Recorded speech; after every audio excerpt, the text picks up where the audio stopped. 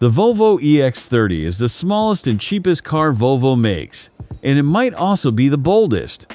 For 2026, when almost every maker answers a crowded class of small electric SUVs by adding more, Volvo did the opposite and took things away. The buttons are gone, so are the dials.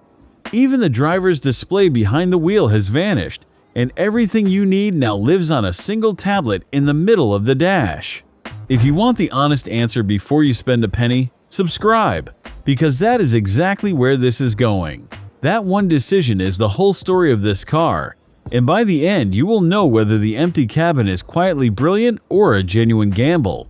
Start with how it looks, because the stripping back began on the outside too.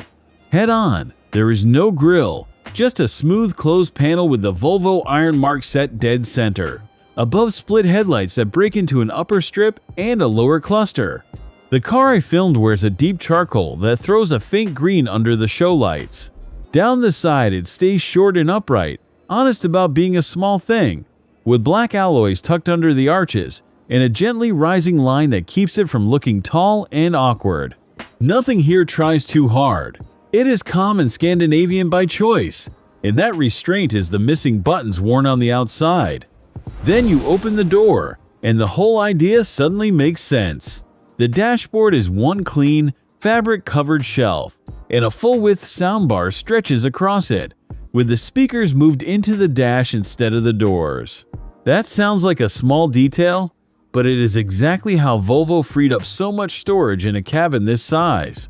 In the center sits a single portrait touchscreen, and it runs the lot: your speed, the map, the climate, the driving modes. The day I filmed this car, it glowed with Google Maps and read nearly 240 miles of range on an 88% charge. Then there are the materials, and they are the real surprise. What looks like plain gray cloth is actually woven from recycled denim in old plastic bottles. And up close it feels genuinely good rather than cheap.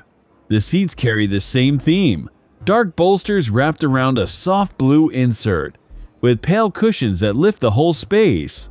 It is a small car that feels expensive in the way that counts. But minimalism sends a bill, and you meet it in the back. Sit behind a tall adult and knee room runs short, because the EX30 was drawn as a big small car, never a small big one. The boot makes the same point. 318 liters is neat and square, enough for a full weekly shop and a couple of soft bags, but stand a pram in there and it is close to full. And this is where the first rival walks in. The Kia EV3 costs almost the same money, yet hands you a 460-liter boot, about 140 liters more, plus a proper front locker for cables. If your life is car seats and buggies and long trips, that gap is the whole argument, and we will come back to it. Now the part that quietly changes how you see the whole thing. Under all that calm, the EX30 is fast. The single-motor version drives the rear wheels and makes around 270 horsepower, already brisk for something this size. But the one that raises eyebrows is the twin-motor performance. It adds a second motor on the front axle, lifts output to 434 horsepower, and on paper reaches 62 miles an hour in 3.6 seconds.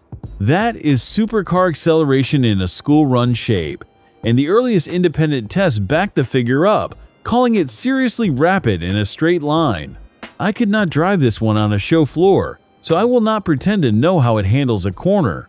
What the numbers promise, though, is a small Volvo hiding a big punch under a very quiet suit.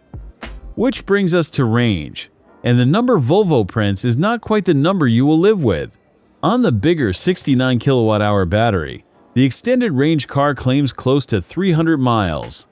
Find a rapid charger, and it will pull up to 153 kilowatts. That means 10 to 80% in under half an hour, about the length of a coffee and a sandwich. So far, so good. Here is the honest half. Independent range tests keep landing well below the claim, closer to 240 miles in mild weather, and nearer 210 when it turns cold. Drive the quick twin-motor hard down a motorway, and testers have seen around 160. None of that makes it a poor electric car, since most rivals miss their figures too.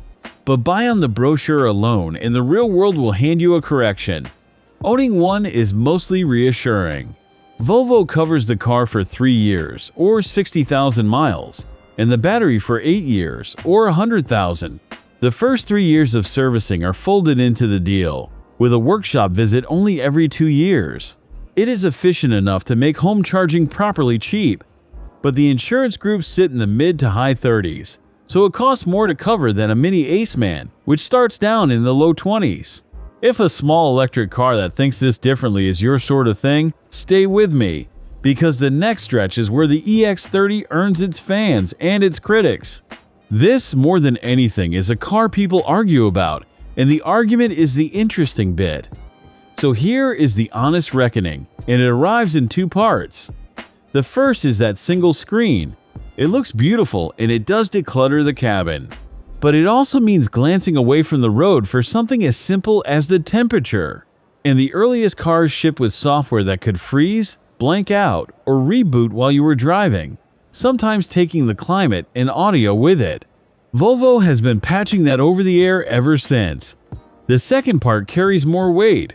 Volvo recalled more than 40,000 of these cars built with certain 69 kilowatt-hour packs, after a small number of cells could overheat while charging. Owners were told to cap charging at 70% until fresh modules were fitted, at no cost. That is a serious flag and it deserves to be stated plainly.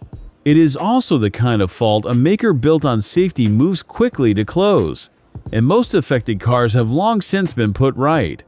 And now, finally, the money, because it resets the whole picture.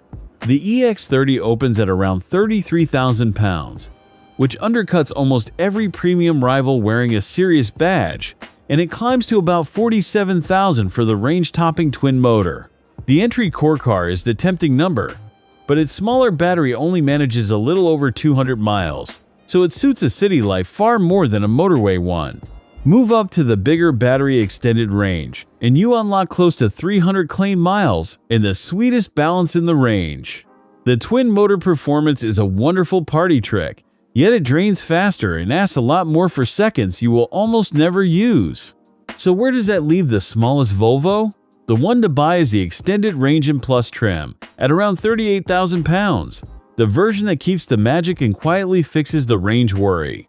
Skip it if your weeks are full of prams, dogs, and long family runs, because the boot and the back seat will fight you every time.